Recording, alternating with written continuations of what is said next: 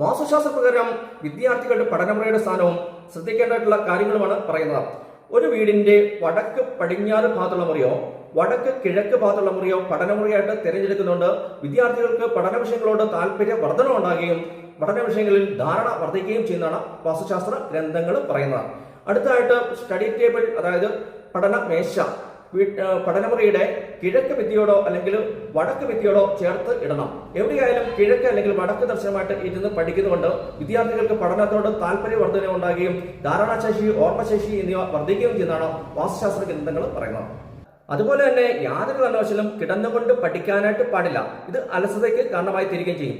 മറ്റൊരു പ്രത്യേകമായിട്ട് ശ്രദ്ധിക്കേണ്ട കാര്യം, വിദ്യാർത്ഥികളുടെ പഠനമുറിയുടെ തെക്ക് പടിഞ്ഞാറ് ഭിത്തിയോട് ചേർന്ന് യാതൊരു കാരണവശാലും പുസ്തകങ്ങൾ സൂക്ഷിക്കുന്ന അലമാരയോ ഷെൽഫോ വെക്കാനായിട്ട് പാടില്ല.